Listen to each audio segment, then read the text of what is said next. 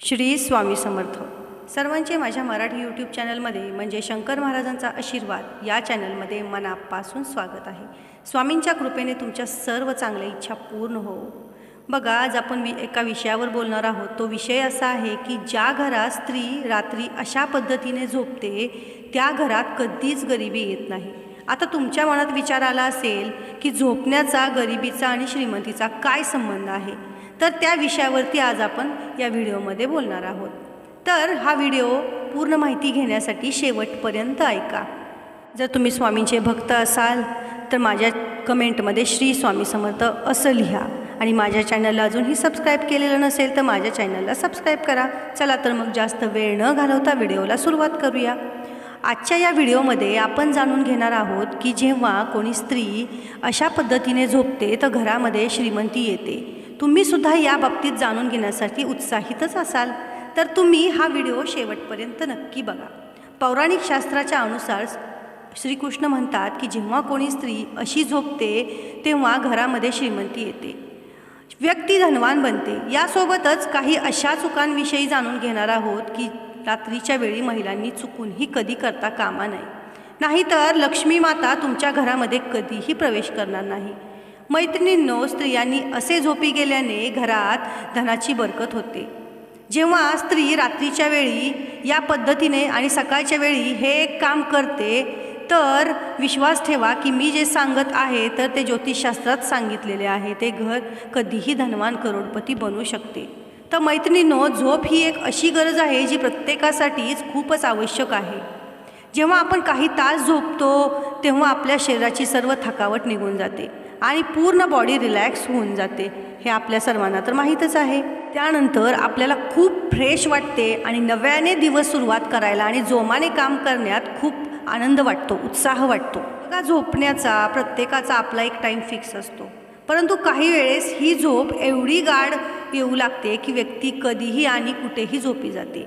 झोपणे व्यक्तीसाठी तेवढेच आवश्यक आहे जेवढे की जेवण. जेवण्यासाठी अन्नाची आवश्यकता असते. स्त्रियांच्या अशा झोपी जाण्याने सर्वप्रथम यश कीर्ती प्राप्त होते. स्त्रिया जर या पद्धतीने झोपल्या तर विश्वास ठेवा, तुम्हाला श्रीमंत व धनवान होण्यापासून कोणीही थांबवू शकणार नाही. आणि ही बाब शास्त्रांमध्ये देखील सांगितली आहे. त्यामुळे तुम्हीही अवश्य जाणून घ्या की झोपतेवेळी हे एक काम अवश्य केले पाहिजे. चला तर मग मैत्रिणींनो, जास्त वेळ न घालवता व्हिडिओला सुरुवात करूया. शास्त्रामध्ये स्पष्टपणे सांगितलं गेलेलं आहे की रात्री उशिरापर्यंत झोपी जाणारी महिला पूर्ण घराचा विनाश करते आणि यामुळे माता राणी लक्ष्मी पृष्ठ होऊन जाते. मान्यतांच्या अनुसार रात्री उशिरापर्यंत जर कोण महिला जागी राहत असेल तर याचा अर्थ तुमच्या घरामध्ये कोणीतरी फार मोठी समस्या होऊ शकते किंवा होणार आहे. त्यामुळे कोणत्याही महिलेने रात्री उशिरापर्यंत कधीही जागे राहता कामा नये. असे करत राहिल्याने भयंकर दोष लागतात.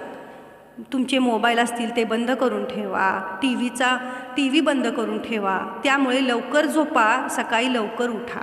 धर्मशास्त्राच्या अनुसार ज्या घरातली महिला आपला जास्तीत जास्त वेळ हा झोपण्यासाठी बर्बाद करते तेथील घरात ती लक्ष्मी माता कधीच राहू शकत नाही आणि त्या घरात कधीही राहू, केतू आणि शनीची कृपादृष्टी पडू शकते. हे पाहता तर तुम्ही असे कधीच करता कामा नये. जे महिला नेहमी सर्व वेळ झोपण्यातच घालवते तेव्हा सर्व देवी देवता भयंकर कृतीत होतात.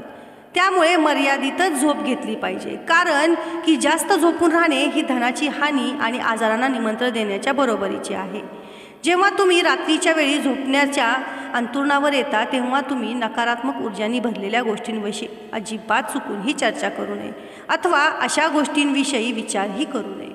असे केल्याने काय होते, नकारात्मक ऊर्जा आकर्षित होते आणि तुमच्या स्वप्नामध्ये येऊन तुमच्यावर प्रभाव पडू शकतो. झोपतेवेळी नेहमी मनामध्ये आपल्या चांगले विचार आले पाहिजेत, सकारात्मक विचार आले पाहिजे, त्याचे चिंतन करत झोपले पाहिजे. याने आपणास यश, कीर्ती व उन्नती प्राप्त होत राहते. मैत्रिणींनो, कदाचितच ही बाब फारच कमी लोकांना माहीत असेल की आठवड्यातील काही खास दिवसांच्या वेळी तुम्ही कधीही उशिरा उठता कामा नये. तसेच तर उशिरा उठण्याची सवय शास्त्राच्या अनुसार योग्य मानली जात नाही, परंतु काही खास दिवसांच्या वेळी परिवारातील सर्व सदस्यांना त्या गोष्टींची खास काळजी घेतली पाहिजे. कोणत्या दिवसांमध्ये उशिरा उठणे सर्वात भारी दोष आणि भयंकर पर्वतेचे कारण बनते त्यामुळे मंगळवार आणि शनिवार आणि गुरुवार जेवढे शक्य होईल तेवढे लवकर उठण्याचा प्रयत्न करा, कारण की ही वेळ तुमचा विनाश करू शकते. शास्त्रांमध्ये स्पष्टपणे सांगण्यात आलेले आहे की या दिवसांमध्ये उशिरा उठल्याने त्या व्यक्तींवरती खूप सारे दोष लागतात, जे त्यास बर्बाद करू शकतात. तर या मग आता पाहूया की सकाळच्या वेळी उठण्याचा योग्य मुहूर्त नेमका कोणता आहे आणि कोणत्या वेळी आपण उठले पाहिजे. चला तर मग जाणून घेऊया. 4 ते 5:30 पर्यंत पहाटेच्या या वेळेस उठणे हे तुमच्या जीवनाची उन्नती करण्याचे काम करते, तुमची उन्नती दर्शवते. यावेळेस उठणारा व्यक्ती देवी देवतांचा, धनलक्ष्मीचा अत्यंत प्रिय असतो. जेव्हा कोणी महिला यावेळी उठते तर अशा घरांमध्ये श्री धनलक्ष्मी अतिप्रसन्न होते आणि अशा घरांमध्ये वास करते, आपल्याला आशीर्वाद देते. मैत्रिणींनो, महिलांनी सर्वात प्रथम सकाळी उठल्यावर घरामध्ये झाडू मारला पाहिजे. आणि जर तुम्ही असे करू शकत नसाल तर कमीत कमी घराच्या मुख्य दरवाजासमोर तरी झाडू मारावा. परंतु जर तुमच्या घरामध्ये 4 ते 5:30च्या दरम्यान उठणे शक्य होत नसेल तर कमीत कमी 7 वाजण्यापूर्वी अवश्य उठा, कारण की घरातील सर्व सदस्यांना या गोष्टीचे ज्ञान असणे आवश्यक असले पाहिजे की 7 वाजल्यानंतरही घरामधील सदस्य झोपून राहत असतील तर अशा घरामध्ये देवी देवता आपला वास कधीच ठेवत नाहीत. ते कायम स्वरूपात त्या घरातून निघून जातात. त्यामुळे तुम्ही ही चूक जराही करू नका. जर तुम्ही तुमच्या घरामध्ये सुख समृद्धी खुशीचे वातावरण घेऊन येऊ इच्छिता तर तुमच्या घरामध्ये कमीत कमी 7 वाजून गेल्यानंतर कोणत्याही सदस्याने झोपून राहता कामा नये. जर कोणी आजारी असेल तर काही हरकत नाही, परंतु इतर दिवसांमध्ये ही चूक तुम्ही करू नका. आळसपणा तुमचा निघून जाईल. जेव्हा तुम्ही 7 नंतर उठता तेव्हा माणसाला खूप आळस आलेला असतो, पूर्ण दिवस आपला वाईट जातो. जेव्हा तुम्ही 7च्या आत उठता तेव्हा पूर्ण दिवस आपल्याला फ्रेश वाटते. जेव्हा कोणी महिला पूर्व किंवा मग दक्षिण दिशेला आपले डोके करून झोपते तर ते पूर्ण घर, कुटुंब, परिवार धनधान्याने भरून जातील. घरात खुशीच्या झुळूक अशा येत राहतात जसे की मनात पाण्याचा वर्षाव होत आहे. या दिशेमध्ये पुरुष आणि महिला दोघेही डोके टेकून झोपतील तर हे तुमच्यासाठी खूपच चांगले राहील. त्यामुळे तुम्हाला या दिशेला झोपले पाहिजे. फक्त आपल्यापैकी बऱ्याचदा आपण त्यांच्या मनात हा प्रश्न उद्भवत असतो की रात्री पती आणि पत्नीने कसे झोपले पाहिजे. तर तुम्हाला मी या संबंधित संपूर्ण शास्त्रीय सिद्ध असलेली माहिती सांगणार आहे, तर लक्ष देऊन ऐका. वास्तुविज्ञानामध्ये सांगण्यात आलेले आहे की दाम्पत्य जीवनामध्ये आपापसातील प्रेम आणि योग्यता मिळेल. जुळून राहण्यासाठी पत्नीला पतीच्या डाव्या बाजूला डोके ठेवून झोपले पाहिजे आणि पतीला पत्नीच्या उजवीकडे झोपले पाहिजे. त्याच्यामागे मुख्य कारण असे आहे की पत्नीला पतीचे डावे अंग मानले गेले आहे, जसे की पतीला पत्नीचा उजवा हात मानला गेलेला आहे. म्हणून पत्नीने डाव्या बाजूला व पतीने पत्नीच्या उजव्या बाजूला झोपावे. त्याच्या पारिवारिक जीवनामध्ये संतुलन बनवून राहते. ज्या घरातून लक्ष्मी रुष्ट होऊन जाते त्यांना धनासंबंधी समस्यांची झुंजावे लागते. खरं तर कित्येक वर्षापासून अशा परंपरा आणि मान्यता चालत आलेल्या आहेत की ज्यांच्या अनुसार बोलले गेलेले आहे की जर असे केले जाईल तर लक्ष्मी त्या घराकडे कायमची आपली पाठ फिरवते. त्यामुळे तुम्ही हे गाठीशी बांधून ठेवा की तुम्ही तुमच्या घरामध्ये अशा कामांना जराही येऊ देऊ नका, जराही करू नका ज्याने तुम्हाला येणाऱ्या कालावधीत तुमच्या जीवनात कधी धनाच्या अभावजी लागू नये. तर मग शेवटी अशी ती कोणती कामे आहेत त्यांना सायंकाळी किंवा रात्रीच्या वेळी कधीही करता कामा नये. तर मग या जाणून घेऊया. असे मानले जाते की सायंकाळी आणि रात्रीच्या वेळी दूध, दही व मीठ कोणासही देता कामा नये.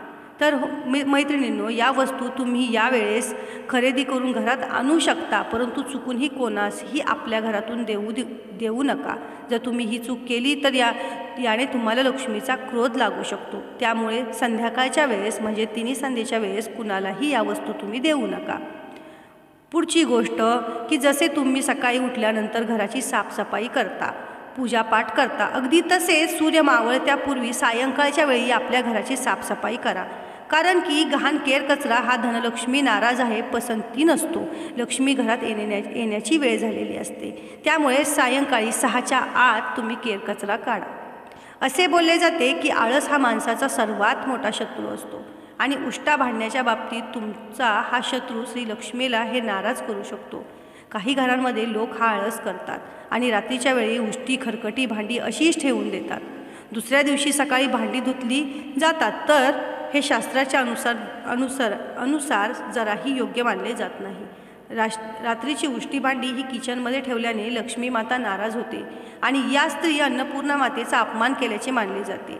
आणि वास्तुशास्त्राच्या अनुसार असे केल्याने धनाची देवी महालक्ष्मी आणि अन्नधान्याची देवी श्री अन्नपूर्णा तुमच्या घराचा त्याग करते.